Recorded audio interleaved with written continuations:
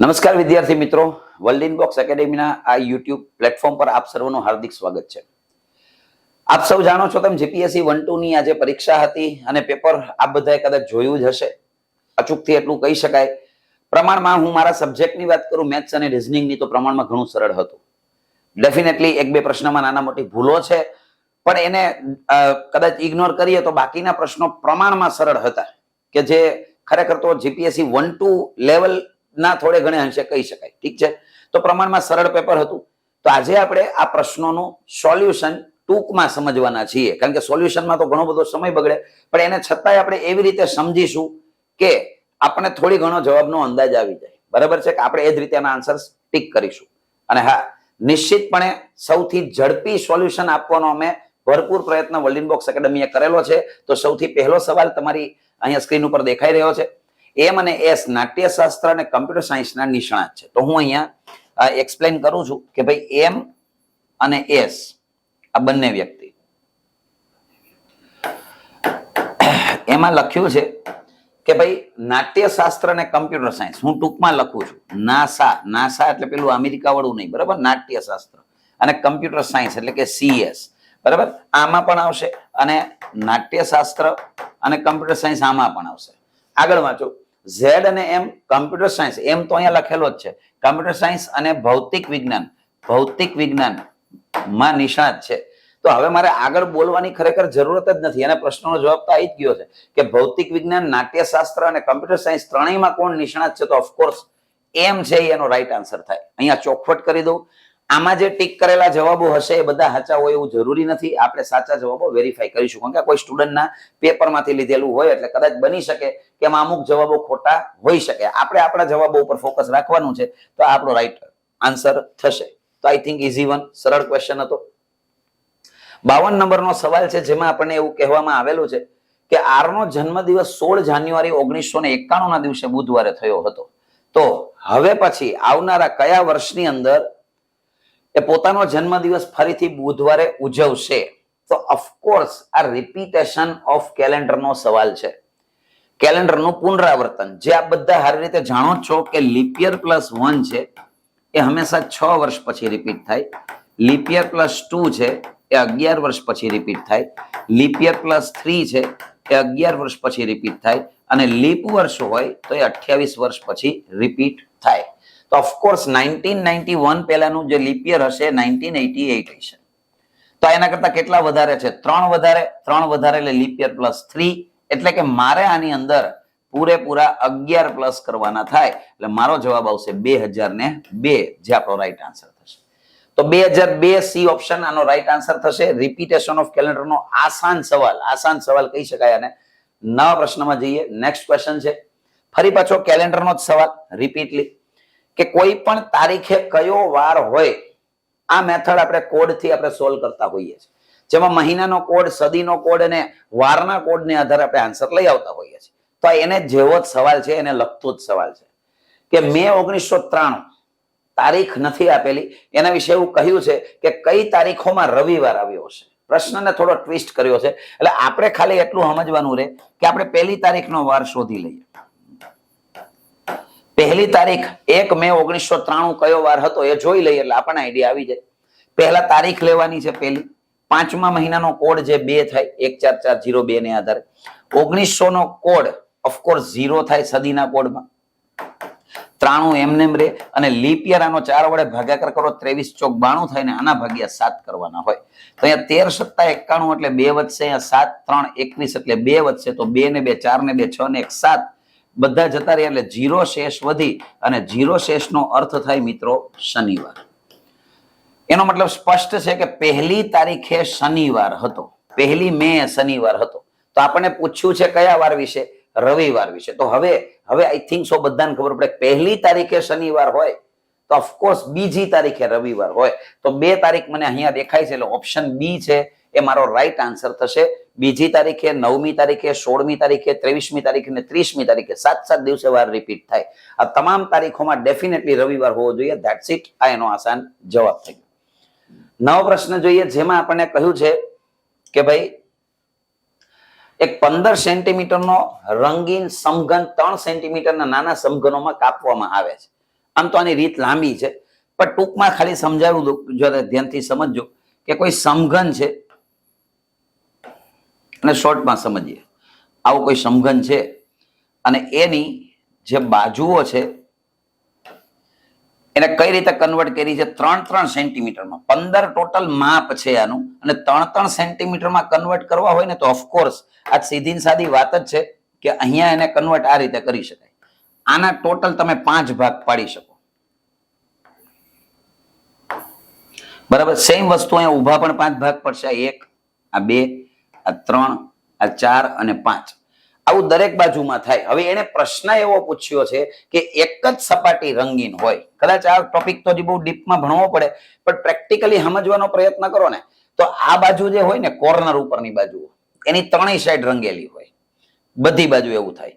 પછી રહી વાત આની, અહીંયા જે હોય ને એની ડબલ સાઈડ રંગેલી હોય. સેમ વસ્તુ આ બાજુ થાય, બે બાજુ રંગ, પણ એક જ સાઈડ કલર કરેલો હોય ને એવો આટલો ભાગ થાય. એક આ થાય, આ થાય. એટલે કે ટોટલ મળીને જો આ બધામાં 2 હોય, આમાં 3 હોય, આ 2 હોય, આ 3 હોય, આ રીતે થાય. પણ એક જ સાઈડ રંગ કલર હોય એવી આટલી સપાટી મળે. તો આ થઈ એક બાજુ. એક બાજુમાં ટોટલ 9 એવા છે કે જેની એક જ બાજુ રંગેલી હશે. તો ઓફકોર્સ આવી ટોટલ આમાં 6 બાજુઓ હોય. તો બધામાં 9 થવાના કે નહીં? બધામાં 9 થવાના, એટલે 9 છે ને 54. આનો આન્સર આવશે 54, જે આપણો રાઈટ આન્સર થશે. મેં તમને શોર્ટ એન્ડ સ્વીટ સમજાવ્યું કે દરેકની અંદર કંઈક આ રીતની ઘટના બનશે. આ બોર્ડરને બાદ કરતા વચ્ચેનો જે પોર્શન હશે એ હંમેશા એક સાઈડ રંગેલો હશે. That's it. આ એનો જવાબ છે. નેક્સ્ટ ક્વેશ્ચન જોઈએ છીએ. તો ઓફકોર્સ આ સિલોજિઝમનો સવાલ છે. સિલોજિઝમના સવાલમાં આમ જોઈએ તો ઘણું બધું વ્યવસ્થિત તેને સમજવું પડે, પણ હાલમાં ટૂંકમાં માહિતી આપવાનો પ્રયત્ન કરું છું. અહીંયા એને સૂચના એવી આપી છે કે 4 તારણો આપેલા છે. તમારે વિધાનને સાચા ગણવાના છે, અને ભલે તેઓ સામાન્ય હકીકતથી અલગ લાગતા હોય, તમારે એ નક્કી કરવાનું છે કે આપેલા વિધાન પરથી આપેલા તારણો પૈકી નિશ્ચિતપણે કયા તારવી શકાય છે. સ્પષ્ટતા કરું છું, નિશ્ચિતપણે તારવવાની વાત કરી છે. તો હવે અહીંયા હું શા માટે આ વાત ઉપર ભારપૂર્વક બોલ્યો કે ભાઈ નિશ્ચિતપણે, કારણ કે આમાં છે ને આકૃતિ 2 પ્રકારે બનતી હોય સિલોજિઝમમાં. જેમ કે પહેલા સવાલમાં લખ્યું છે બધા કવિઓ બુદ્ધિશાળી છે. હવે આની આકૃતિ 2 રીતે બને. બધા કવિ બુદ્ધિશાળી હોય તો આની આકૃતિ 2 રીતે બને. એક આ અને આ બુદ્ધિશાળી. અને જો સિલોજિઝમના કન્સેપ્ટને બહુ ધ્યાનથી સમજાવ હોય ને તો આપણે ખબર પડે કે અહીંયા બધા કવિ બુદ્ધિશાળી આમ પણ દોરી શકાય, અને બધા કવિ બુદ્ધિશાળીનો અર્થ આ પણ થાય.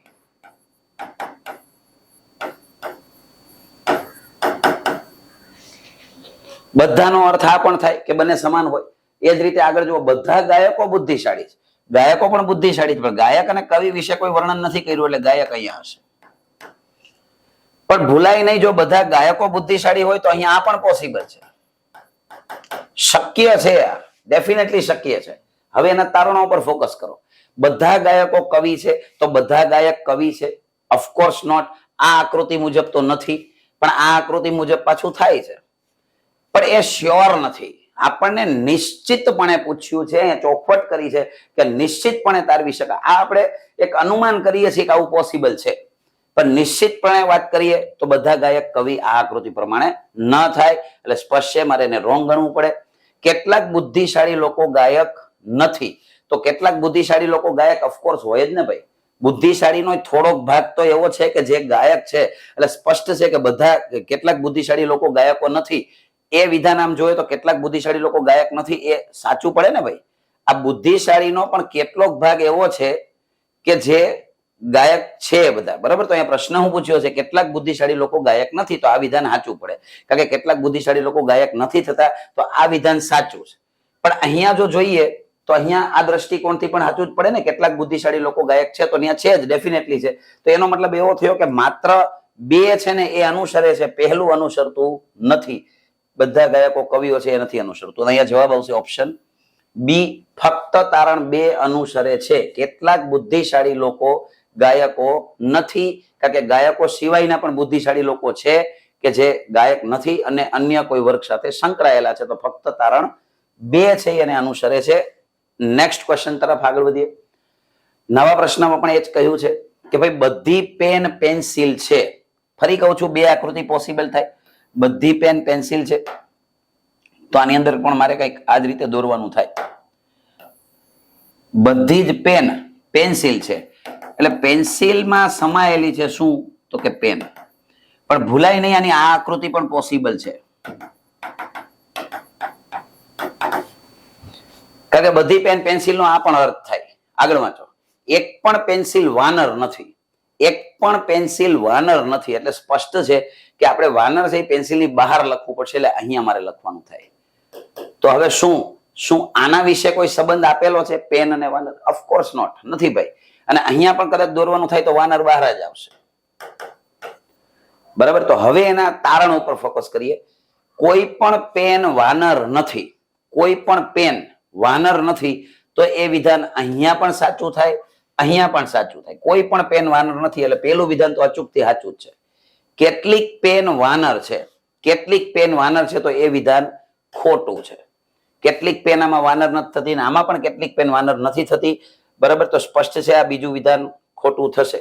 અને કે ભાઈ અહીંયા આપણે પ્રશ્ન પૂછ્યો છે મુજબ. હવે ત્રીજું હજી એક બાકી છે. બધા વાનર પેન છે. શું બધા વાનર પેન થાય? Of course not. આમાં પણ નો થાય, આમાં પણ નો થાય એટલે આ વિધાન પણ ખોટું થાય. ચોથું વિધાન છે કેટલાક વાનર પેન છે. કેટલાક વાનર પેન છે તો એ ઓફકોર્સ નથી.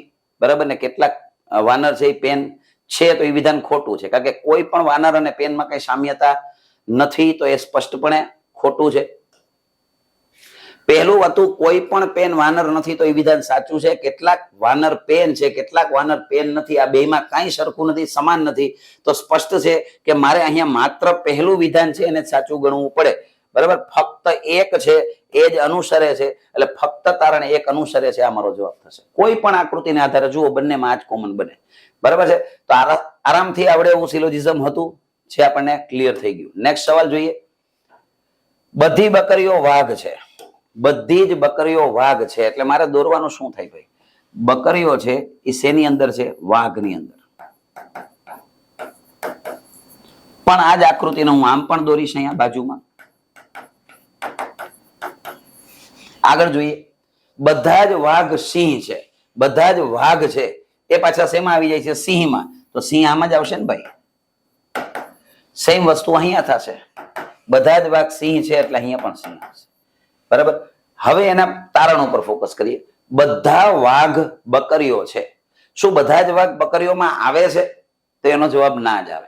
બધા વાઘ બકરીઓ નથી આવતા. હા, અહીંયા આવે પણ અહીંયા આપણે નિશ્ચિતપણે પૂછ્યું છે તો નિશ્ચિતપણે આપણે બધા વાઘ બકરીઓ છે એ આપણે ચોખ્ખું દેખાય છે બધા વાઘ છે એ બકરીઓમાં નથી આવતા એટલે પેલું વિધાન ખોટું થાય. જો આ દ્રષ્ટિકોણથી સાચું થાય ક્લિયર કરજો. બધા વાઘ બકરીઓ છે એ દ્રષ્ટિકોણથી સાચું પડે. હજી આગળ ચેક કરીએ છીએ. બધા સિંહ વાઘ છે. બધા સિંહ વાઘમાં ના આવે ભાઈ. આ દ્રષ્ટિકોણથી નો આવે પણ આ દ્રષ્ટિકોણથી આવે છે. પણ અત્યારે હું પેલી આકૃતિને આધારે કહું છું કે એ ખોટું છે. કોઈ પણ બકરી સિંહ નથી તો કોઈ પણ બકરી સિંહ નથી વિધાન તો ખોટું જ પડે ને કે અમુક બકરીઓ તો સિંહમાં સમાવેશ છે તો એનો મતલબ કે આ વિધાન પણ ખોટું છે. અને છેલ્લું કોઈ પણ સિંહ બકરી નથી. કોઈ પણ સિંહ બકરી નથી તો કોઈ પણ સિંહ છે એ બકરી નથી એ વિધાન પણ ખોટું જ સાબિત થાય કારણ કે સિંહમાંથી પણ અમુક ભાગ છે એ બકરીઓ છે. અહીંયા એમ કીધું કોઈ પણ સિંહ બકરી નથી તો અમુક સિંહ તો બકરીમાં આવે જ છે. ચોખ્ખી વાત છે એટલે એનો મતલબ આ વિધાન ખોટું. પણ આ દ્રષ્ટિકોણથી જો આ બધાને વિચારી લેજો એક વખત. બધા વાઘ બકરીઓ છે તો બધા વાઘ બકરીઓ થાય. ખરા અર્થમાં પેલું સાચું થાય. બરાબર.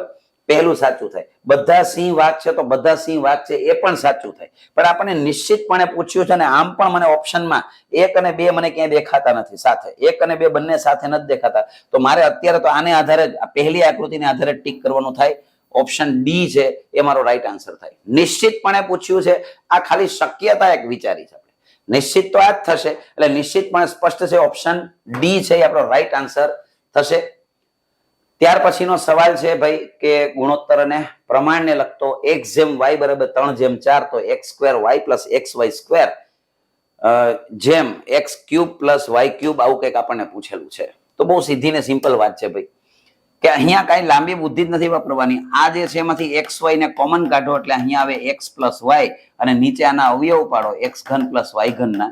એ કંઈક આ રીતે અવયવ પડે. હવે બીજું બધું કાલે કરીશ. ખાલી x + y ઉડી જાય ને 3 અને 4 નો ગુણાકાર કરને તો 12 આવે તો એમને ખબર પડે કે 12 વાળો જવાબ થાય રાઈટ આન્સર. હે એક બધી કિંમતો અહીંયા મૂકવાની છે, પણ એટલો બધો સમય ન બગાડો તો એમને ખબર પડી જાય 3 અને 4 નો ગુણાકાર લેવાનો છે, જે 12 આવે 12 જેમ 13 મારો રાઈટ આન્સર થાય. 12 બીજે ક્યાંય આપેલા નથી, શરૂઆત અંશમાં ક્યાંય 12 નથી દેખાતો, તો સ્પષ્ટ છે ઓપ્શન બી એનો રાઈટ આન્સર થશે. નેક્સ્ટ ક્વેશ્ચન જોઈએ છીએ, જેમાં પૂછ્યું છે કે આ ત્રણેયનો ગુસ્સા કેટલો. ભાઈ જો ગુસ્સાનો એક જ અર્થ થાય, 3 3 સંખ્યા કોના ઘડિયામાં આવે છે, આ સાદી ભાષામાં એનો મિનિંગ. તો ઓફકોર્સ 9 ના ઘડિયામાં ત્રણેય સંખ્યા નથી આવતી. પહેલી સંખ્યા જુઓ, 6 ને 3 9 ને 8 17 ને 18 9 ના ઘડિયામાં આવે, પણ 4 ને 6 10 ને 2 12 તો 9 તો આવે જ નહીં જિંદગીમાં. 21 તો જ આવે કે જો એને 3 વડે ને 7 વડે ભાગી શકાતા હોય, તો આને 7 થી નહીં ભાગી શકાય. જેમ કે આમને અથવા આને જોવો ને તોય ખબર પડી જાય, 7 2 14 થાય, પણ 7 ના ઘડિયામાં કે 61 ના આવે, એટલે 21 તો આવે જ નહીં. તો આ બધાને 3 થી ભાગી શકાય છે. અંકોનો સરવાળો કરશો એટલે 3 વડે વિભાજ્ય તમને મળી જશે, ડેફિનેટલી મળી જશે. તો સ્પષ્ટ છે ઓપ્શન એ છે એ તમારો રાઈટ આન્સર થશે. ગુસ્સા એટલે કે 3 3 કોના ઘડિયામાં આવે છે અથવા કોના વડે ત્રણેયને નિશ્ચિતપણે ભાગી શકાય છે. નેક્સ્ટ ક્વેશ્ચન ઇઝ હિયર, જેમાં એવું કહ્યું છે કે પી અને ક્યુ ને 18 દિવસમાં એક કામ કરવા માટે રોકવામાં આવે છે. જો પી એ ક્યુ કરતા બમણો કાર્યક્ષમ હોય તો ક્યુ એકલો આ કામ કેટલા સમયમાં કરી શકે. અહીંયા કાર્ય અને સમયના પ્રશ્નની વાત કરી છે, તો કાર્ય અને સમયમાં બીજી કાંઈ બુદ્ધિ ન દળો અને ખાલી આ વાંચો ને ભાઈ, ક્યુ કરતા બમણો કાર્યક્ષમ પી છે, એટલે અહીંથી પ્રેક્ટિકલી વિચારો તો આ 2 જેમ 1 થાય. આની કાર્યક્ષમતાની વાત મેં કરી, કારણ કે ચોખવટ કરીને ભાઈ, ક્યુ કરતા ડબલ કાર્યક્ષમ પી છે, આની કાર્યક્ષમતા ડબલ છે, તો આ 2 બનાવશે ને ત્યારે 1 બનાવશે. તો બસ બીજું ક્યાં કઈ વિચારવાની જરૂર છે. ટોટલ કેલ્ક્યુલેટ કરો તો 3 બનાવે છે, અને આ કામ એ લોકોએ 18 દિવસમાં કરવાનું. 18 3 54 થાય. આ 54 ટોટલ કામ કરવાનું છે, અને એ કામ કોને કરવાનું છે? ક્યુ ને એકલાને કરવાનું છે. અને ક્યુ ની કેપેસિટી એક દિવસમાં 1 જ બનાવવાની છે.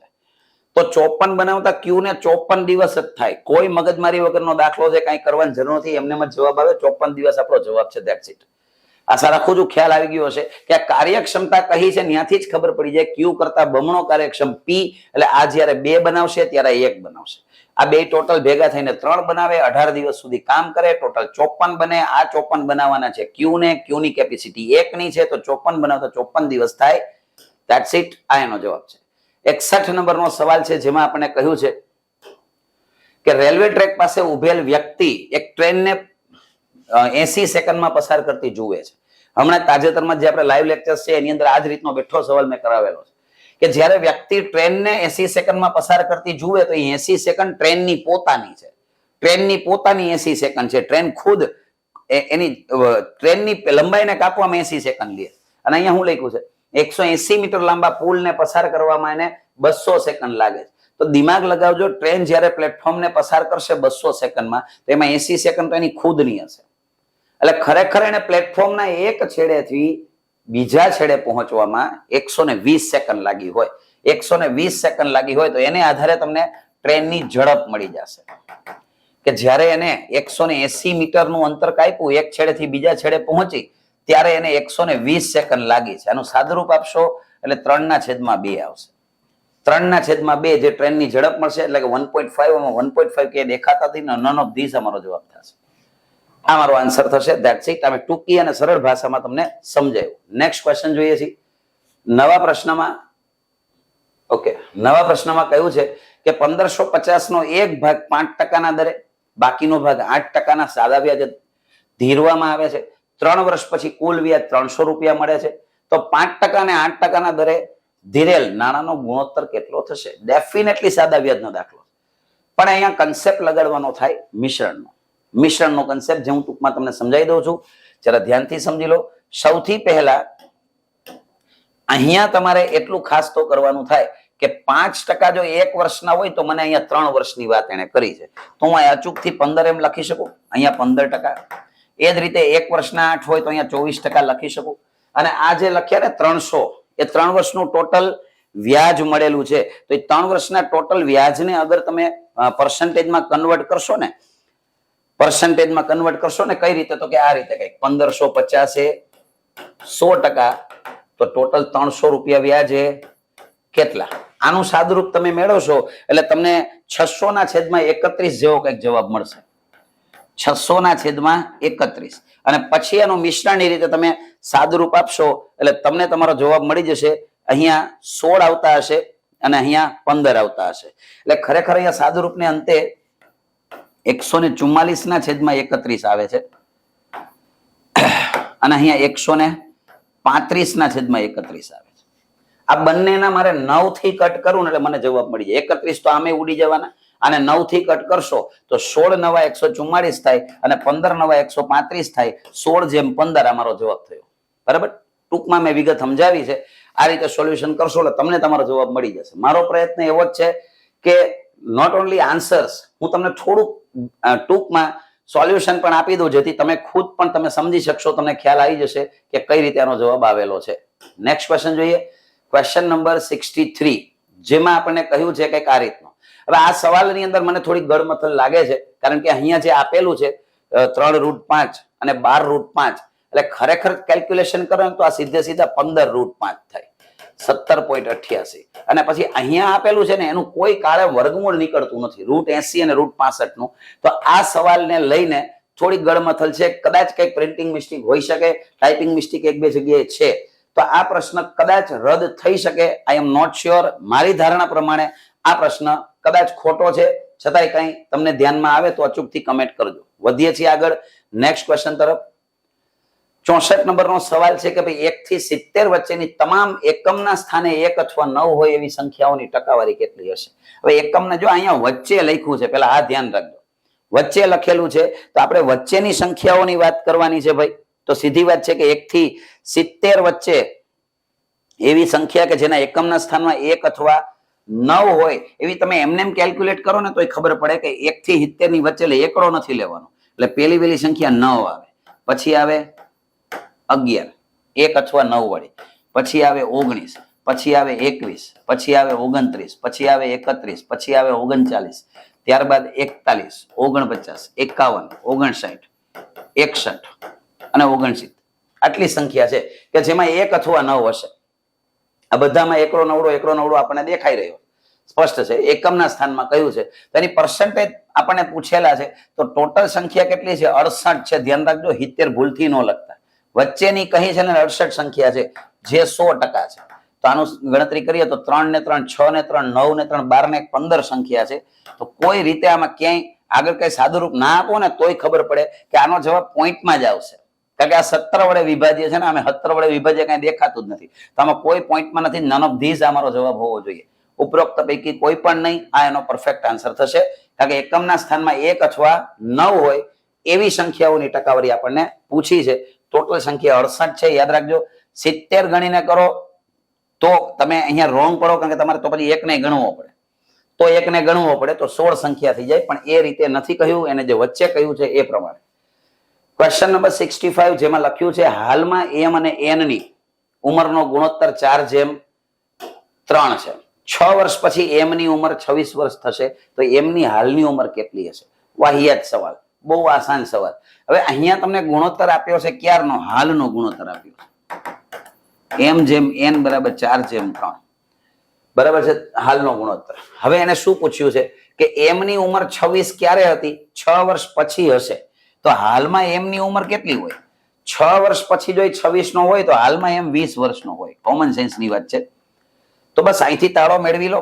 આ 4 એ 20 વર્ષ છે, મતલબ 5 ગણા છે, તો અહીંયા 5 ગણા થાય, 15 વર્ષ જવાબ આવે. That's it. આ રાઈટ આન્સર, બી ઓપ્શન.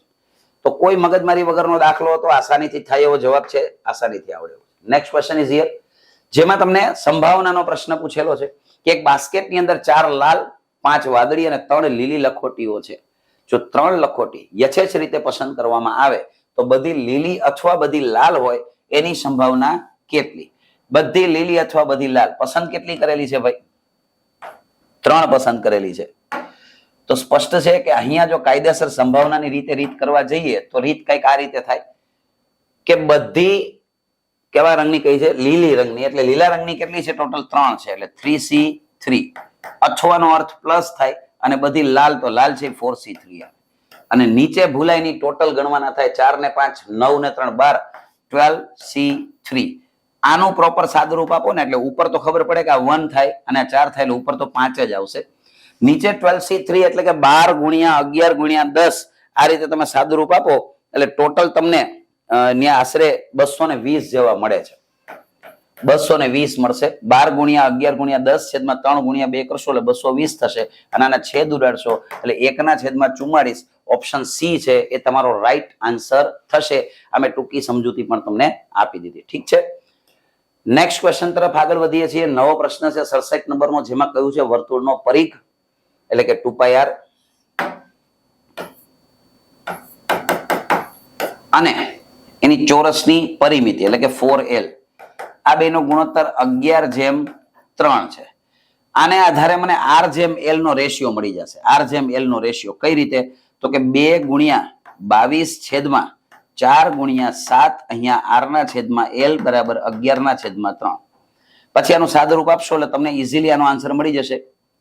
અહીંયા 11 જે 11 અગર અહીંયા સામે ઉડી જશે એટલે અંતે આ 7 સામે જશે એટલે r/l = 7/3. આવો કંઈક રેશિયો તમને r અને l નો મળે.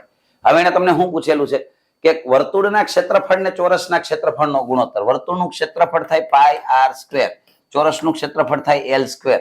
આનો ગુણોત્તર મારે શોધવો હોય તો સીધી વાત છે, આની કિંમત થાય 22/7.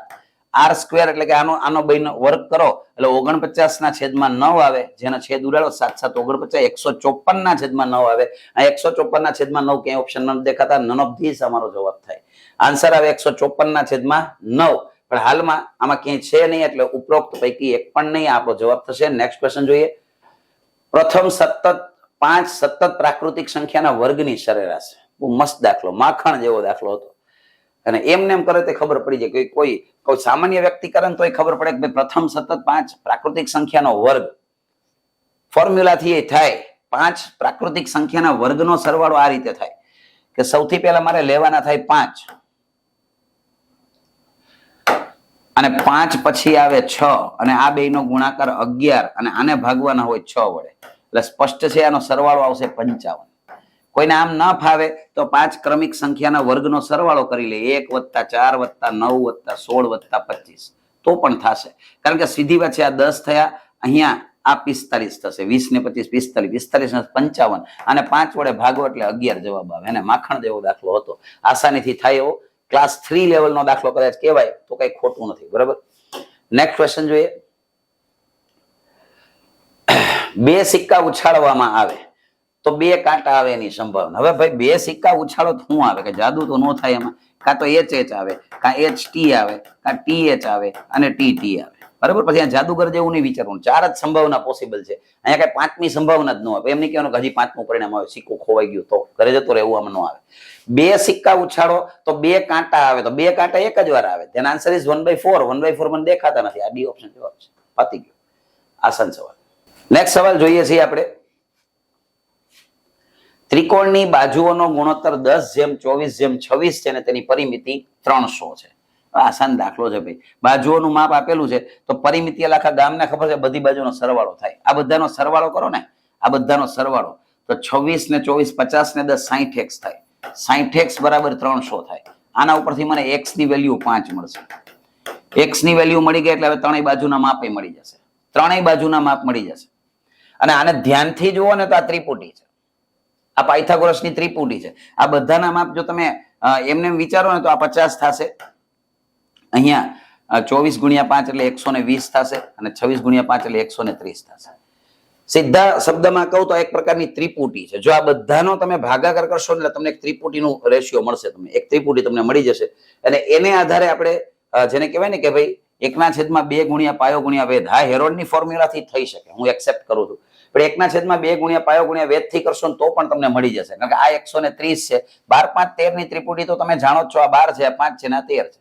બધામાં 1 1 10 વધારાનો છે. 120 અને આ 50. 1/2 × પાયો × વેધ. આનાથી બધા વાકેફ જ છો.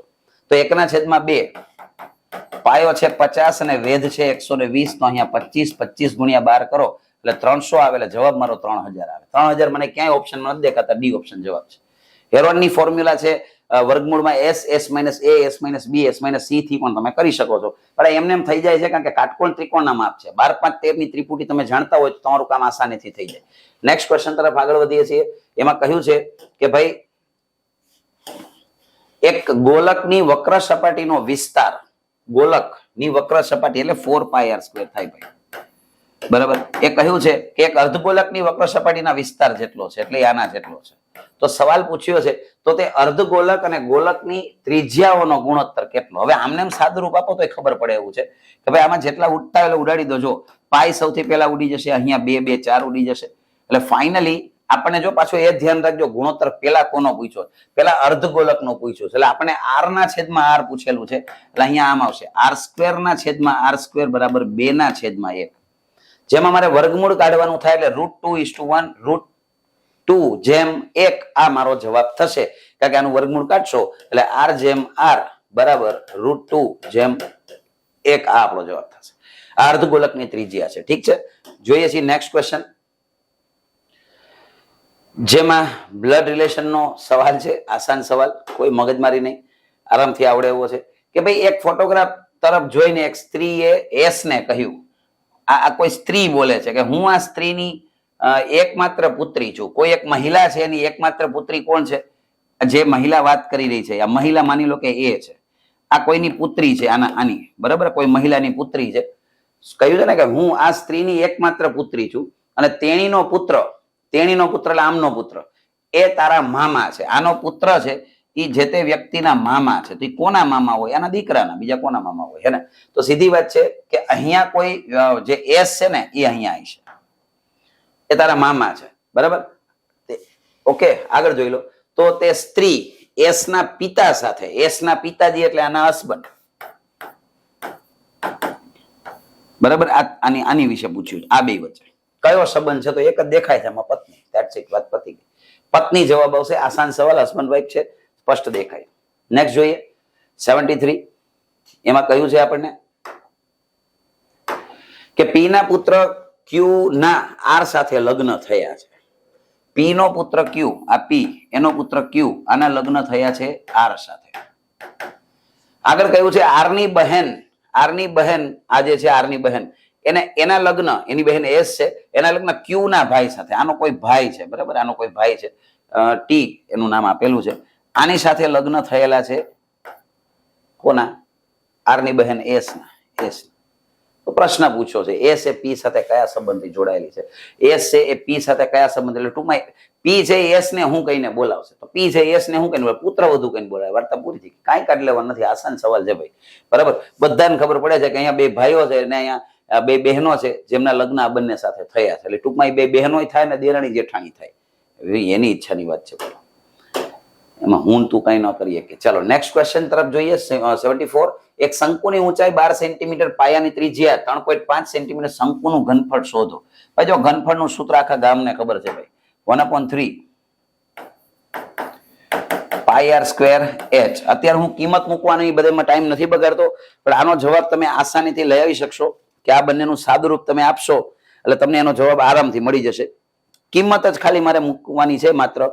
1/3 πr² શંકુના ઘનફળનું સૂત્ર છે, 154 છે એ મારો જવાબ આવશે. આમાં કિંમત મૂકશો 22/7 અને ત્રિજ્યા અને વગેરે વગેરે બધું મૂકશો એટલે જવાબ આવી જશે. બાકી બુદ્ધિશાળી માણસો કોને કહેવાય કે જો 11 વડે વિભાજ્ય જવાબ હોય તો 11 વડે વિભાજ્ય 3 જવાબ છે. બીજી ખબર પડે ત્રિજ્યા 35 છે, 35 માં 7 છે એટલે 7 વડે વિભાજ્ય જવાબ હોય તો 7 વડે વિભાજ્ય આમ જોવો તો બધામાં આપેલા છે.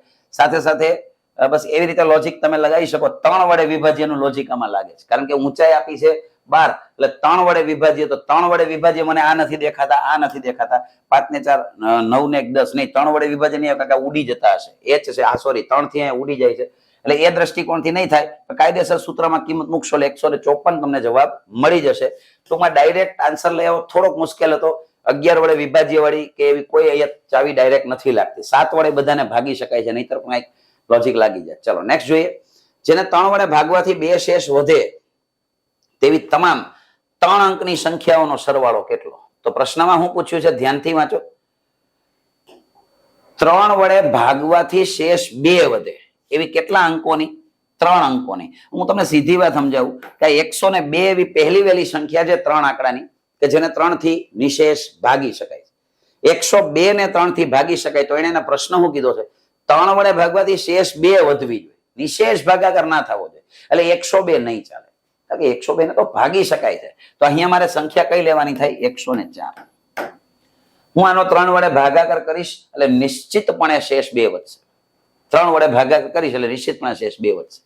પ્રશ્નને શાંતિથી સમજો. 3 અંકની સંખ્યાઓનો સરવાળો 3 વડે ભાગવાથી શેષ 2 વધે એવી તમામ 3 અંકની સંખ્યાઓ. હા, આની પહેલાની 101 છે, આને તમે 3 વડે ભાગાકાર કરો ને તો પણ શેષ 2 વધે. 33 તેરી 99 થાય. તો આમાં શેષ 2 વધે છે ને, એને એવી ક્યાં કોઈ ચોખવટ કરી છે? 3 વડે ભાગાકાર કરો તો શેષ 2 વધવી જોઈએ, તો આમાં 2 શેષ વધે છે. 3 વડે ભાગાકાર કરો આમાં પણ વધે છે. અને આ જ રીતે છેલ્લામાં છેલ્લી સંખ્યા લઈએ તો 999 એવી સંખ્યા છે કે જેનો 3 વડે ભાગાકાર થાય છે, 3 અંકની. તો એની પહેલાની સંખ્યા કઈ હોય? 998.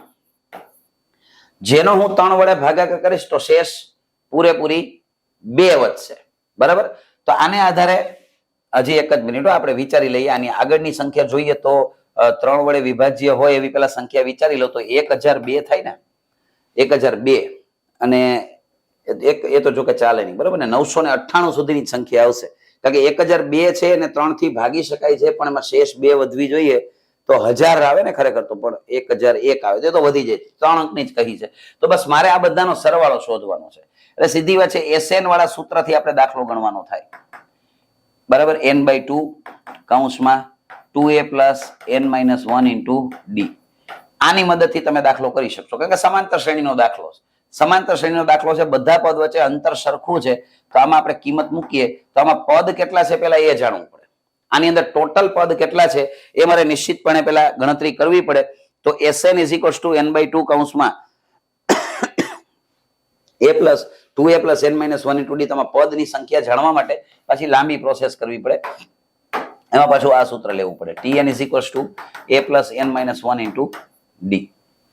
અને હવે આમાંથી મારે છેલ્લી સંખ્યા 998 લેવી પડે, પ્રથમ સંખ્યા 101 લેવી પડે, અને n - 1 જે ખબર નથી, d એટલે તફાવત 3 નો છે, અને આમાંથી બાદ કરો. 8 માંથી 1 જાય તો 7 વધે.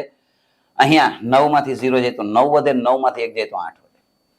હવે આના છેદમાં 3 લેવાના થાય એટલે n - 1 મળશે. 3 થી આનો ભાગાકાર કરો તો ભાઈ 3 2 6, એટલે અહીંયા 2 વધશે, 29, 3 9 27, 3 9 27, એટલે પૂરેપૂરી 300 સંખ્યા થાય.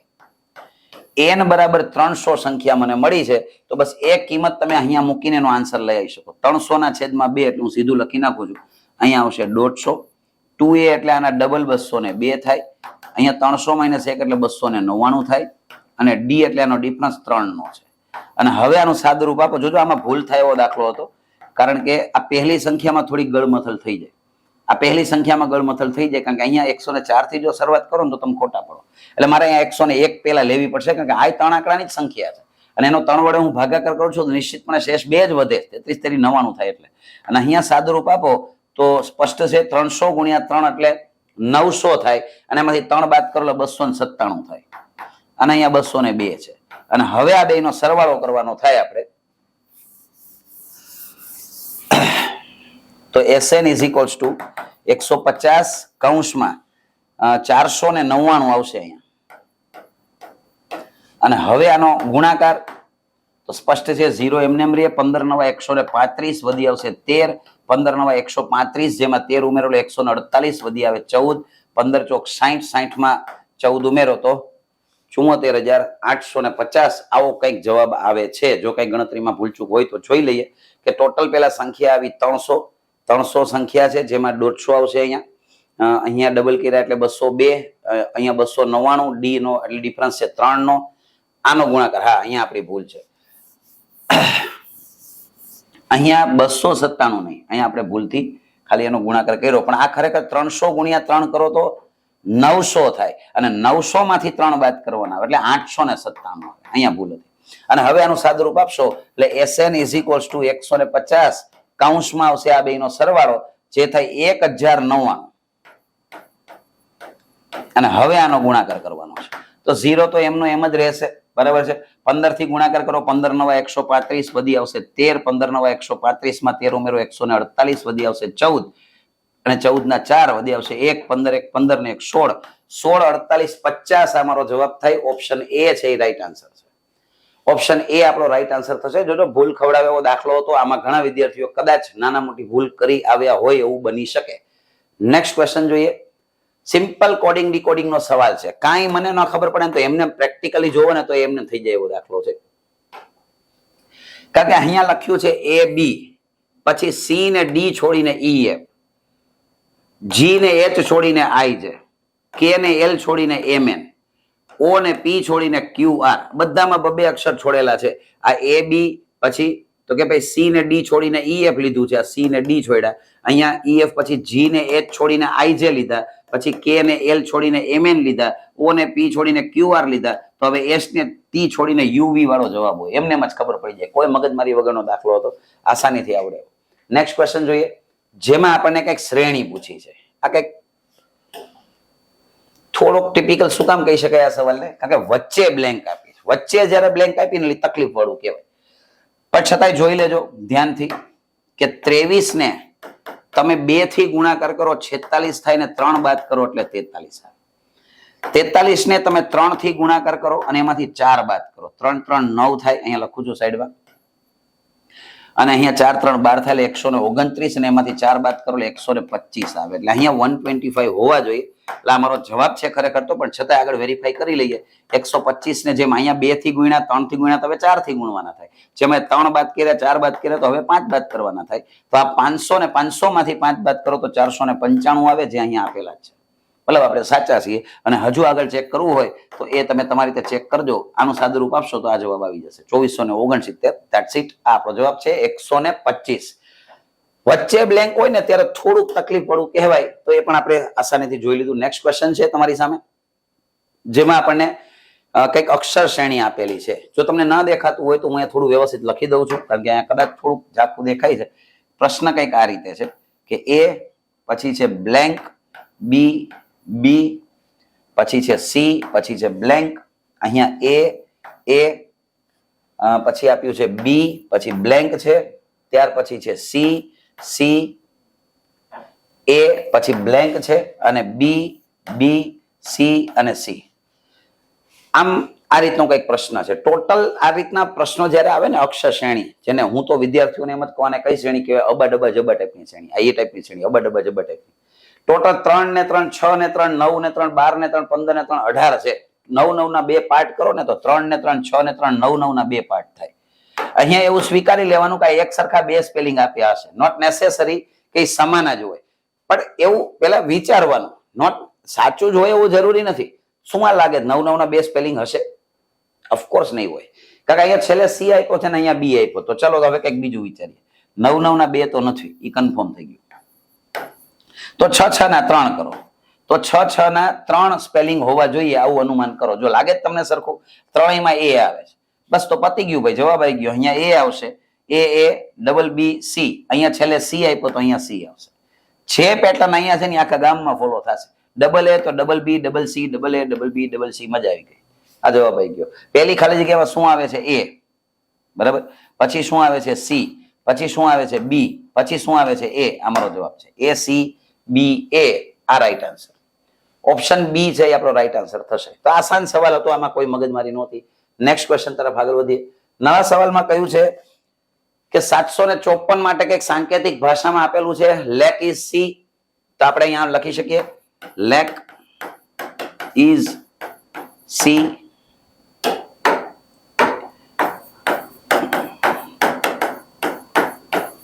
એના બરાબર આપેલા છે 754. પછી આપેલું છે ઓશન ઇઝ રિવર.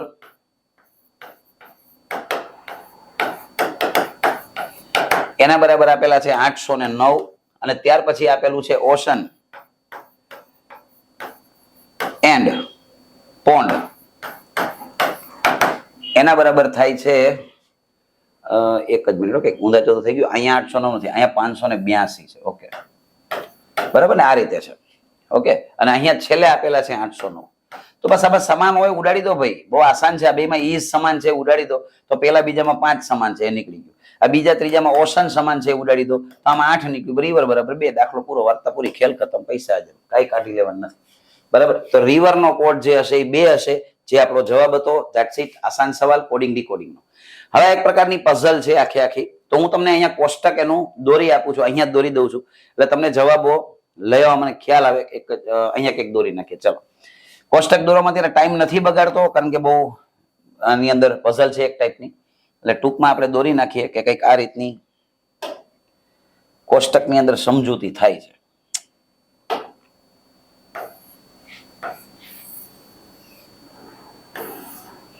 બરાબર, અહીંયા આવશે નામ, અહીંયા આવશે મોબાઈલ અને અહીંયા આવશે રંગ. કેટલા માણસો છે ટોટલ? એલ, એમ, એન, ઓ, પી, એફ અને આર. 7 માણસો છે અહીંયા. 7 માણસો છે અહીંયા ટોટલ. તો 1, 2, 3, 4, 5, 6 અને 7. તમે સ્ક્રીનશોટ પછી લઈ લેજો. હું લખી નાખું છું અત્યારે એમને ખાલી, એટલે સમય ન બગડે ખોટો. કારણ કે આની અંદર આખી પઝલ છે, તો એની અંદર જે આવે છે, આ બધી જે વર્ણન કર્યું છે એને આધારે હું કહું છું કે અહીંયા જે છે ઓપ્પો ફોન આવે છે. અહીંયા પેલા નામ લખી નાખો. જો આ એલ, એમ, એન, ઓ, પી, એફ અને આર. બરાબર છે. એના મોબાઈલના જે નામ છે હું એ લખી નાખું છું. પહેલામાં આવે છે ઓપ્પો, પછી આવે છે નોકિયા, ત્યાર પછી આવે છે એપલ,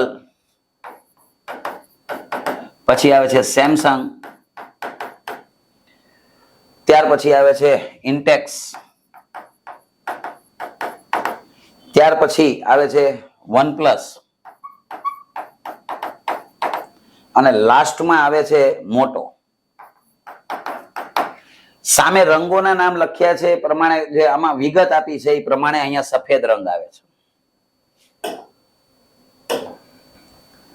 અહીંયા સફેદ રંગ. ત્યાર પછી આપણે વાત કરીએ તો અહીંયા રાખોડી, બદામી આ રીતે રંગ આવે છે.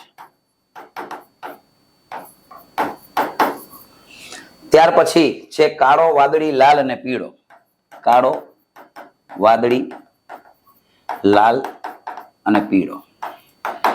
આગળ જતા આપણે પઝલના પણ સોલ્યુશન ને બધું કરવાના છીએ. આપણે જે લાઈવ લેક્ચર્સ હોય છે એમાં આપણે ગણિતનું અત્યારે જે મિત્રોને કદાચ ન ખબર હોય, જે ન જાણતા હોય, રોજ રાત્રે 9 વાગે આપણી જે યુટ્યુબ ચેનલ છે તેના ઉપરથી મેથ્સના લાઈવ લેક્ચર અત્યારે શરૂ છે. રોજ રાત્રે 9 વાગે ગણિતના પ્રોપર ચેપ્ટર આખા ભણાવવામાં આવે છે. અત્યાર સુધીમાં ઓલરેડી 23 લેક્ચર જતા રહ્યા છે. આપે ન જોયા હોય તો અચૂકથી પેલા જોઈ લેજો. બરાબર. તો એમાં પઝલ વિશે આપણે વિગતવાર ત્યારે સમજૂતી આપીશું, પણ હાલ પૂરતું ખાલી તમને સમજાય એટલા પૂરતું મેં અહીંયા જવાબ લખી દીધો છે. તમે એનો સ્ક્રીનશોટ લઈ લેજો, એટલે તમને એના જવાબોનો ખ્યાલ પડી જાય કે ભાઈ કઈ રીતના જવાબો આવે છે. બરાબર. તો એનો પ્રશ્ન છે નીચેના પૈકી કોની પાસે ઓપ્પો મોબાઈલ ફોન છે? તો ઓપ્પો મોબાઈલ ફોન કોની પાસે છે? એલ પાસે. તો એલ આનો જવાબ થશે. ક્લિયર છે? તો બસ આ જ રીતે આ બધાના જવાબો આપણને મળે છે.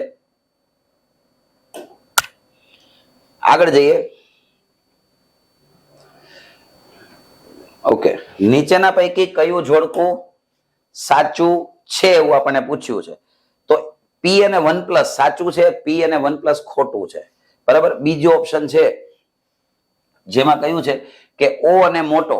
તો ઓ અને મોટો એ સાચું છે. તો ઓ ની સામે મોટો આવે છે, નથી આવતું, સેમસંગ આવે. એમ અને ઓપ્પો, એમની સામે ઓપ્પો આવે છે, નથી આવતું. ઉપરોક્ત પૈકી એક પણ નહીં. આ રાઈટ આન્સર થશે. બરાબર. જે આપણો ડી ઓપ્શન છે એ આપણો જવાબ થશે. નેક્સ્ટ ક્વેશ્ચન તરફ આગળ વધીએ. નવો પ્રશ્ન છે જેમાં કહ્યું છે કે ભાઈ નીચેના પૈકી કયા વ્યક્તિ પાસે લાલ રંગનો ફોન છે? લાલ રંગનો ફોન કોની પાસે છે? ધ્યાનથી જુઓ. લાલ રંગનો ફોન એફ પાસે છે. તો એફ જે છે ઓપ્શન એ છે એ આપણો રાઈટ આન્સર થશે. એફ છે એ રાઈટ આન્સર થશે. વધીએ છીએ આગળ નેક્સ્ટ ક્વેશ્ચન તરફ, જેમાં ઓકે, જો ઓ પાસે સેમસંગ ફોન હોય તો તેનો રંગ કયો હશે? ઓ પાસે સેમસંગ ફોન હોય તો એનો રંગ કયો હશે? કાળો રંગ હશે. તો આમાં ક્યાંય મને કાળો રંગ નથી દેખાતો. ઓપ્શન ડી મારો રાઈટ આન્સર થશે. ઓપ્શન ડી છે એ રાઈટ આન્સર છે. નેક્સ્ટ જઈએ છીએ આગળ. નવો પ્રશ્ન છે કે જેમાં કહ્યું છે કે આ પૈકી કોની પાસે નોકિયા ફોન છે? તો નોકિયા ફોન કયા વ્યક્તિ પાસે છે? એમ નામના માણસ પાસે છે. તો એમ મને અહીંયા ઓપ્શન સી માં દેખાય છે. નોકિયા ફોન છે એમ પાસે છે. તો એમ એનો રાઈટ આન્સર થશે. નેક્સ્ટ જોઈએ. બસ પતી ગયું. ચાલો, તો એ વાર્તા પૂરી થઈ. આખી એક પઝલ હતી. બહુ આખી વિગતવાર એને સમજવાની હોય, પણ હાલમાં આપણે ખાલી જવાબોના સોલ્યુશન જોઈ રહ્યા છીએ, તો એ આપણે જોઈ લીધું. નેક્સ્ટ છે બે ઘરની કિંમતનો ગુણોત્તર 16:23 છે. 2 વર્ષ પછી જ્યારે પહેલા ઘરની કિંમત 10% જેટલી વધે, તો ટૂંકમાં કહી દઉં તો કે ભાઈ 10% જેટલો વધારો થાય ને એટલે 16 નું થઈ જાય. 16 માં 1.6 વધે એટલે 17.6 થાય. આ સીધી વાત. આ 17.6x થાય અને પેલામાં 23x પ્લસ 477 થાય અને પછી આ બેનો ગુણોત્તર લેવાનો થાય જે મને 11/20 આપેલો છે. આને આધારે મને વેલ્યુ મળી જશે x ની. આને આધારે હું સાદું રૂપ આપું અત્યારે ટાઈમ નથી બગાડતો, પણ આને આધારે x ની વેલ્યુ 53 મળશે. ચોકડી ગુણાકાર કરશો, સાદું રૂપ આપશો એટલે x બરાબર 53 મળશે. તો મને પ્રશ્ન એવો પૂછ્યો છે કે ભાઈ બંને ઘરની મૂળ કિંમતો કેટલી હશે? તો પેલાની મૂળ કિંમત શું હતી? 16 ગુણ્યા 53 કરશો એટલે તમને આ જવાબ મળી જશે. બરાબર, 16 તેરી 48 થાય. અહીંયા આવે 4, 16 50 ને 4 84, 848. એ જ રીતે 16 ગુણ્યા 23 ગુણ્યા 53 કરશો એટલે આ બીજો જવાબ મળી જશે. ઓકે, અને બાકી એમને વિચારો છેલ્લે 3 છે એ દ્રષ્ટિકોણથી જોવો ને તોય તમને જવાબ ખબર પડી જાય, તો ખોટી મગજમારી ના કરવી પડે. આ નન ઓફ ધીસ આપ્યું છે એટલે કદાચ થોડીક માથાકૂટ થાય, બાકી એમને ખબર પડી જાય. જો x ની વેલ્યુ પેલા મળવી જરૂરી છે. 86 નંબરનો સવાલ જેમાં દેખાય છે 3 વર્ષ પહેલા પતિ પત્ની અને તેમના પુત્રની સરેરાશ વય આપેલી છે અને 5 વર્ષ પહેલા પત્ની અને પુત્રની સરેરાશ વય આપેલી છે. તો પતિની હાલની ઉંમર કેટલી? મને નથી લાગતું કે આમાં કોઈ પણ જાતની દુવિધા થાય. 40 વર્ષ જવાબ આવશે. બરાબર, 40 વર્ષ જવાબ આવશે. અહીંથી શરૂઆત થાય કે 3 વર્ષ પહેલા husband plus wife plus child એનો ટોટલ થાય 81. પછી એ જ રીતે મારે 5 વર્ષ પહેલાની જોતી હોય ને ભાઈ, તો એમાં એ જ કરવું પડે કે ભાઈ એમાં ખાલી વાઇફ અને ચાઇલ્ડ ની આપેલી છે. બરાબર, વાઇફ અને ચાઇલ્ડ ની આપેલી છે. જે મને કહ્યું છે કે સરેરાશ હોય 20 હોય તો અહીંયા 40 આવે. આ 40 હોય 5 વર્ષ પહેલા, તો અહીંયા પાછા આવો ને તો બેમાં 2 પ્લસ થાય એટલે ટોટલ 40 ને 44 થાય. જે 44 આમાંથી બાદ કરશો એટલે તમને 3 વર્ષ પહેલાની જે તે વ્યક્તિની ઉંમર મળી જશે. 11 માંથી 4 જાય તો 7 વધે અને 7 માંથી 4 જાય તો 3 વધે. આ ક્યારની મળી? 3 વર્ષ પહેલાની. તો મને કઈ પૂછી છે? હાલની ઉંમર. તો 3 વર્ષ પહેલા 37 નો હોય તો હાલમાં 40 નો હોય. ધેટ્સ ઇટ, વાત પતી ગઈ. નેક્સ્ટ ક્વેશ્ચન તરફ આગળ વધીએ છીએ. નવો સવાલ 87 નંબરનો સરસ સવાલ છે કે ભાઈ 6/7 ને 5/14 અને 10/21 ને સંપૂર્ણ ભાજ્ય હોય એવો નાનામાં નાનો અપૂર્ણાંક કયો? નાનામાં નાનો એટલે લઘુત્તમ થાય અને સંપૂર્ણ ભાજ્ય એટલે સીધી ભાષામાં કહું ને તો લસા શોધવાનો છે. આનો લસા શોધવાનો છે. હવે આની ગણતરી કરાય નહીં, સારું ન લાગે. સાચું કહું ને તો અપૂર્ણાંકનો લસા મને આવડવો જોઈએ. ઉપરનાનો લસા થાય, નીચેનાનો ગુસા થાય. અપૂર્ણાંકના લસાની આ જ મેથડ છે. તો નીચેનાનો ગુસા હાથ એક જ જગ્યાએ આવે, પતી ગયો. હાથ ગુસ્સામાં કઈ નથી કરવાનું. કોના ઘડિયામાં ત્રણેય આવે છે, હાથના ઘડિયામાં દાખલો પૂરો, વાર્તા પૂરી થઈ ગઈ. ચાલો ભાઈ વધીએ છીએ આગળ. નેક્સ્ટ ક્વેશ્ચન, છેદમાં હાથ વાળો જવાબ થાય. ઉપરનો લસા કાઢશો 30 જ આવશે. PQR ના પગાર છે 2:3:5 ના ગુણોત્તરમાં છે. તેના પગારમાં અનુક્રમે 15%, 10% અને 20% ઈજાફો એટલે વધારો. કંઈક તો આવા ભારી ભારી વર્ડ જોવે એટલે અમુક એમને ધૂણવા માંડે.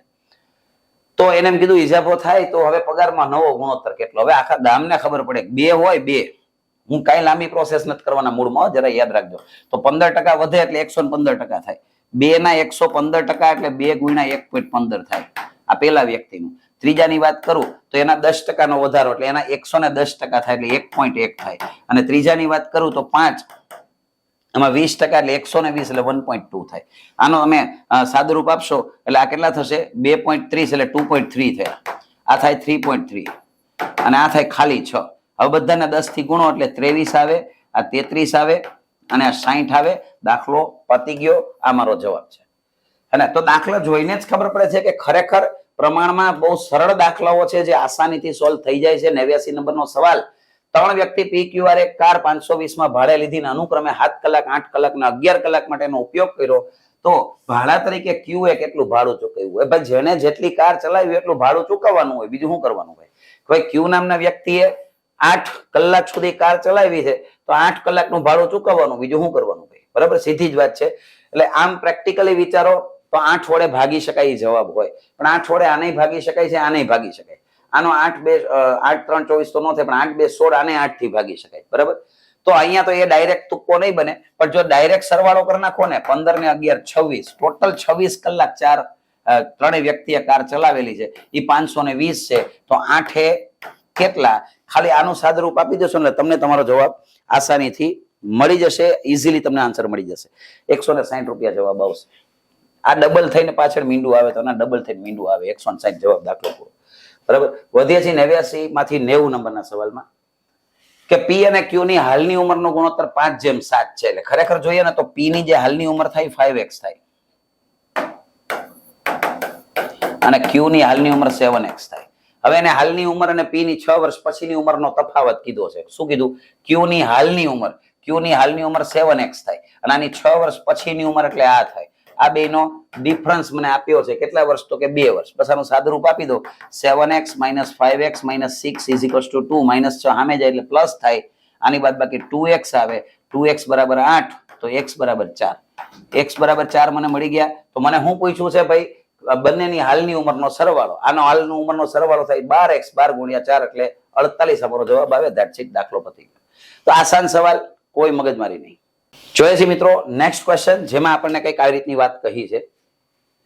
એક મોબાઈલ કંપની દર મહિને 350 નિશ્ચિત ભાડું વસૂલે છે અને પછી કંઈક માહિતી ઘણી બધી આપી છે. તો આમાં હું સમય નહીં બગાડું અને ટૂંકમાં આપણે સોર્ટ આઉટ કરી નાખીએ તો આનો જવાબ સીધો નન ઓફ ધીસ જ આવશે. બરાબર? તમે કેલ્ક્યુલેશન કરશો તો અત્યારે આનો જવાબ હું ડાયરેક્ટ ટીક કરું છું. જવાબ આવશે એક પણ નહીં. ખાલી ટૂંકમાં સમજાવી દઉં કે ભાઈ 350 રૂપિયા ભાડું તો એને દેવાનું છે, જેટલી કલાક યુઝ કરે એટલી કલાક. હવે એક વ્યક્તિ છે પ્રથમ મહિને 200 કોલમાંથી કેટલા કોલ કરે છે? તો કે ભાઈ ફેબ્રુઆરીમાં 150 કોલ કરે છે તો એને 350 તો દેવાના જ હોય. અને બીજો વ્યક્તિ 250 કોલ કરે તો એને વધારાના કોલ દીઠ પૈસા વધારે ચૂકવવા પડે. એને આધારે તમે ટકાવારી કાઢશો તો નન ઓફ ધીસ જ આપણો જવાબ આવશે. આનો જવાબ આવે એક પણ નહીં. વધીએ છીએ આગળ. Next question. શ્રેણી આપણને દેખાય છે કે 1 - 2 3 વગેરે વગેરે કંઈક લખ્યું છે. પેલી નજરે જોતા જ ખબર પડે છે કે રકમમાં ભૂલ છે. કારણ કે અહીંયા 1 દેખાય, 2 દેખાય, 3 દેખાય, 4 દેખાય, 5 દેખાય, 6 દેખાય, તો અહીંયા 7 હોવા જોઈએ. ઓફકોર્સ 7 હોવા જોઈએ. પણ ક્વેશ્ચનમાં ભૂલ છે એટલે પ્રશ્ન રદ થવા પાત્ર છે. પણ છતાંય હું તમને રીત સમજાવી દઉં છું કે આની રીત ખરેખર આમ આવે કે મારે આ બંને શ્રેણીને અલગ અલગ લઈને ચાલવું પડે કે 1 3 5 7 આ રીતે. બરાબર? આના 100 પદ કીધા ને ટોટલ 50 આમાં આવશે અને 50 પેલામાં આવશે એટલે આમાં 99 આવશે છેલ્લી સંખ્યા. એ જ રીતે બીજી શ્રેણી વાત કરું તો 2 4 6 એમ છેલ્લે અહીંયા 100 આવશે. આ બેયનું સાદુરૂપ તમે આપો ને ભાઈ સરવાળા વાળા સૂત્રથી, અથવા તો તમને બેકી સંખ્યાના સરવાળાનું ડાયરેક્ટ સૂત્ર આવડતું હોય તો આનું સૂત્ર પણ ડાયરેક્ટ થાય, n² થાય, આનું n+1 થાય. આવા બધા સૂત્ર છે. એની મદદથી કરો તોય ભલે, એનીથી ન કરો તો આ સૂત્રથી પણ થાય, a+l વાળા સૂત્રથી. બરાબર? આ બંનેનો સરવાળો કરવાનો છે એટલે મતલબ કે આનો જવાબ લઈ આવવાનો, આનો જવાબ લઈ આવવાનો, ફાઇનલી એનો સરવાળો કરવાનો. -50 જવાબ આવશે.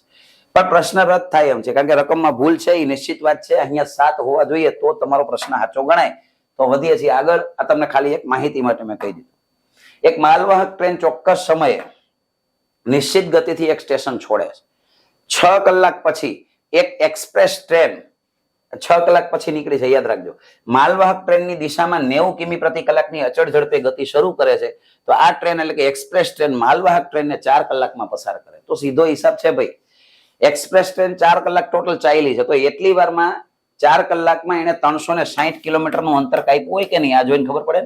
90 કિલોમીટર/h ની સ્પીડ છે તો 4 કલાકમાં 360 કિલોમીટરનું અંતર કાપ્યું હોય તો આટલું અંતર કાપવામાં પેલી જે માલવાહક ટ્રેન છે એને 10 કલાક થઈ હોય. કારણ કે તો 6 કલાક અગાઉથી એને ચાલવાનું તો શરૂ કરી દીધું છે એટલે 10 અહીંયા આવશે. 36 મારો જવાબ આવશે. 36 કિલોમીટર/h આ આપણો જવાબ થશે. વધીએ છીએ નેક્સ્ટ ક્વેશ્ચનમાં. એકચ્યુઅલી જે કહેવાય ને હોળી અને પ્રવાહ એના જેવો દાખલો છે. એ રીતથી તમે કરો, હોળી અને પ્રવાહ વાળી રીતથી, એટલે તમારો જવાબ આરામથી આવી જાય. આમાં ક્યાંય હોળી નથી લખ્યું, આમાં ક્યાંય પ્રવાહ નથી લખ્યું, પણ દાખલાની રીત તો તમારે એ જ કરવી પડશે. ટોટલ જેમ આપણે વાત કરતા હોઈએ છીએ કે પ્રવાહની દિશામાં જાય તો હોળીની ઝડપ અને પ્રવાહની ઝડપનો સરવાળો થાય, પ્રવાહની વિરુદ્ધ દિશામાં જાય તો બંનેની બાદબાકી થાય. એક સરકતી સીડી, એક્સેલેટર જેને આપણે કહીએ છીએ. બરાબર? એના ઉપર કોઈ વ્યક્તિ જ્યારે જતો હશે તો ઓફકોર્સ એની ખુદની ઝડપ અને એક્સેલેટરની ઝડપનો સરવાળો થશે. અને હવે એ ઉપર જતી સીડીમાં એને ખબર નહીં કોણ જાણે હું હોઈ ગયું તો એ નીચે ઉતરે પાછો, રાઈટ? તો એને પૂરેપૂરી 40 સેકન્ડ થાય તો ઓફકોર્સ એ સામા પ્રવાહે થયું. આ રીતથી તમે ગણતરી કરશો એટલે આનો જવાબ 80 આવશે. બરાબર? તો અત્યારે સોલ્યુશનમાં નથી પડતો પણ મેં કહ્યું એ તમને હિન્ટ આપી કે આ પ્રમાણે તમે એનો દાખલો કરી શકો છો. વધીએ છીએ આગળ નેક્સ્ટ સવાલમાં. એક ટાયરને 2 પંચર છે. એક ટાયરને 2 પંચર હોય કે એક ટાંકીને 2 નળ ખાલી કરતા હોય, લોજિક એક જ આવે ભાઈ. બરાબર? પ્રશ્નને પૂછવાની સ્ટાઇલ અલગ હોય પણ વસ્તુને ખાલી સમજવાની હોય. પેલું નળ છે એ 9 મિનિટમાં ટાંકીને ખાલી કરે છે. આપણે શું કામ પંચર પાડવું જોઈએ? આપણે નળથી ટાંકીને ખાલી કરો ને ભાઈ. પેલો નળ છે આ એ છે એ 9 મિનિટમાં, ને બીજો નળ છે એ કેટલી મિનિટમાં? તો કે ભાઈ 6 મિનિટમાં. બસ આનો લસા કાઢી લો, વાર્તા પતી ગઈ. આનો લસા 18 આવે, અહીંયા 2 આવે, અહીંયા 3 આવે, 2 ના 2 ને 3 કેટલા થાય 5 આવે 18/5 પણ આ જે મળી ને મિનિટ મળી. હવે આને સેકન્ડમાં ફેરવો એટલે ગુણ્યા 60 થાય એટલે અહીંયા 5 6 30 1800 108 સેકન્ડ આવે. જેમાં 108 ક્યાંય ઓપ્શનમાં નથી દેખાતી તો સ્પષ્ટ છે ઉપરોક્ત પૈકી એક પણ નહીં. આ આપણો જવાબ થશે. That's it. None of this આપણો આન્સર થશે. વધે છે આગળ 96 નંબરના સવાલમાં.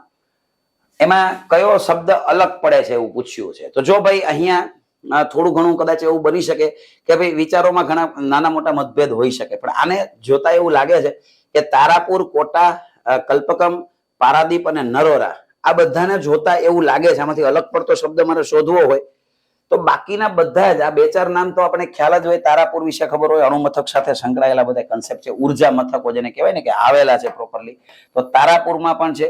બરાબર. એ સિવાય નરોરામાં પણ આપણે જાણીએ છીએ કે એની અંદર છે. તો એ દ્રષ્ટિકોણથી બધાયમાં અલગ પડતો શબ્દ હાલમાં મને દેખાતો હોય તો પારાદીપ છે. કારણ કે પારાદીપની અંદર આવું કોઈ ઉર્જાને લગતું કોઈ પણ સેન્ટર આવેલું નથી એટલે પારાદીપ આનો રાઈટ આન્સર થાય. બરાબર. આ મેં મારા દ્રષ્ટિકોણ પ્રમાણે આન્સર તમને કયું જુદું પડે છે તમારે શોધવાનું. બીજામાં તો ચોખ્ખું દેખાય છે. મેગ્નેલિયમ છે, મેગ્નેશિયમ ને એલ્યુમિનિયમની મિશ્ર ધાતુ છે. ડ્યુરેલિયમ છે એ પણ મિશ્ર ધાતુ છે. કાસુ પણ મિશ્ર ધાતુ છે. પિત્તળ પણ મિશ્ર ધાતુ છે. પણ જર્મેનિયમ છે એ મિશ્ર ધાતુ નથી, એ પ્યોરલી ધાતુ છે. તો એ દ્રષ્ટિકોણથી જર્મેનિયમ આમાં અલગ પડીએ છીએ. નેક્સ્ટ જોઈએ, જેમાં કયું છે કોડિંગ ડીકોડિંગ નો એક આસાન સવાલ. એમાં કઈક જબરદસ્ત માહિતી આપી છે કે અહીંયા કઈક સ્પેલિંગ છે ને એની સામે કઈક, હવે એમને વિચારો તો ખબર પડી જાય. આ અહીંયા -1 કરેલો છે. એલ માંથી ઓ ના વિશે વિચારો. એલ નો નંબર 12 છે અને ઓ નો નંબર 15 છે એટલે કે +3 કરેલા. બસ હું આગળ નથી કેતો, બધામાં આમ જ કરેલું, બધામાં આમ કરેલું. તમે તમારે ચેક કરજો, ખબર પડી જાય. તો આમાં -1 કરને મારો ભાઈ તો બી આવે, તો બી વાળા 2 જવાબ દેખાય. તો આ તો એમને ગોળી મારજો, વાર્તા પતી ગઈ. આમાં +3 કરો, ઓ માં +3. હવે સાચી વાત કહું, અહીંયા 3 ને 3 6 ને 1 7 જ અક્ષર આપ્યા ને 3 ને 3 6 ને 2 8. ખબર નહીં હું જોઈને એને 8 આપ્યા છે, ખબર નહીં, પણ જવાબ આ જ આવે. અને હવે આગળ તમે તમારી રીતે ચેક કરજો, તમને એમને ખબર પડી જશે. તો આપણો જવાબ છે ધેટ્સ ઇટ. 99 નંબરનો સવાલ કે દક્ષિણ બાજુ મુખ રાખીને ઉભો છે અને પછી એ 20 મીટર ને 10 મીટર ને એવો બધા ખ્યાલ આપ્યા છે. આની અંદર તમે ચારે દિશા દોરીને પણ તમે કરી શકશો. આકૃતિ કંઈક આવી રીતે બની શકે. બરાબર. દક્ષિણ તરફ મુખ રાખીને ઉભો છે અને જમણી તરફ 20 મીટર ચાલે છે. જમણી બાજુ એટલે ઘાટાની દિશામાં થાય. આ બાજુ 20 ચાલશે, ત્યાર પછી ફરીથી એ જમણે 10 ચાલશે, ફરીથી જમણે એટલે કાંટાની દિશામાં ઉપર 10 ચાલશે, ત્યાર પછી તે ફરીથી ડાબે એટલે કાંટાની વિરુદ્ધ દિશામાં 10 ચાલશે. ત્યાર પછી કયું છે તે જમણી તરફ 20 મીટર ચાલશે એટલે જમણી તરફ 20 એટલે આટલું થાય. ફરીથી જમણે 60 મીટર. આ માપ છે ને 30 છે, અમે માપ નથી લખ્યા પણ તમે જોશો એટલે ખબર છે આ 30 છે એટલે અહીંયા ક્યાંક પહોંચશે. તો પતી ગયું ભાઈ. આ ઉત્તર છે, આ પૂર્વ છે, ઉત્તર પૂર્વ અમારો જવાબ થાય. ઓપ્શન બી છે એ મારો રાઈટ આન્સર થશે, જેને આપણે ઈશાન દિશા પણ કહીએ છીએ. લાસ્ટ ક્વેશ્ચન છે જે તમને અહીંયા દેખાઈ રહ્યો છે. વર્તુળાકાર ટેબલની ફરતે બેઠા છે અને પછી પી ની જમણી બાજુ અને એસ ની ડાબી બાજુ આવી બધી કઈ કથા કરી છે. તો ટેબલ અરેન્જમેન્ટ વિશે તમે આશા રાખું છું કદાચ ખબર જ હશે કે વર્તુળાકાર ટેબલની ફરતે જ્યારે 5 માણસો બેઠા હોય તો એટલું યાદ રાખવાનું કે ડાબી એટલે કાંટાની દિશામાં, ડાબી એટલે કાંટાની દિશામાં. તો અહીંયા લખ્યું જ છે, જો એસ ની ડાબી બાજુએ બીજા સ્થાને કોણ છે? આર છે. આ એસ કાંટાની દિશામાં બીજા સ્થાને કોણ છે? આર છે. એ જ રીતે અહીંયા વાંચો, પી ની જમણી બાજુ કોણ છે? પાછો આર છે. પી ની જમણી એટલે પી ની કાંટાની વિરુદ્ધ થાય એટલે અહીંયા પી આવશે. એટલે લાસ્ટમાં કયું છે? પી અને એસ ની વચ્ચે ટી નથી, આની વચ્ચે ટી ને નથી બેહાડવાનું, તો ટી ને કાઢી થોડો મુકાય, અહીંયા જ આવશે ટી. બરાબર. જે વૈધો ઘટ્યો અહીંયા આવે, બીજું કોણ હોય? કોણ ઘટે છે આમાં? પી આવી ગયો, ક્યુ ઘટે. ચાલો ભાઈ પતી ગયું. સવાલનો જવાબ આપી દો. આર ની ડાબી બાજુ બીજા સ્થાને કોણ છે? ડાબી બાજુ બીજા સ્થાને ક્યુ છે. That's it. દાખલો પતી ગયો. રાઈટ. તો આઈ થિંક સો બહુ ઈઝી લેવલનું પેપર હતું, આસાનીથી સોલ્વ થાય એમ હતું. શક્ય એટલું ઝડપથી આપણે બધા જ પ્રશ્નોના સોલ્યુશન આપવાનો પ્રયત્ન કર્યો છે. નોટ ઓનલી આન્સર્સ, મેં પર્ટિક્યુલર સોલ્યુશન પણ જ્યાં જ્યાં શક્ય છે ત્યાં આપેલા છે. બરાબર છે. તો મળીએ છીએ. જય હિન્દ, જય ભારત.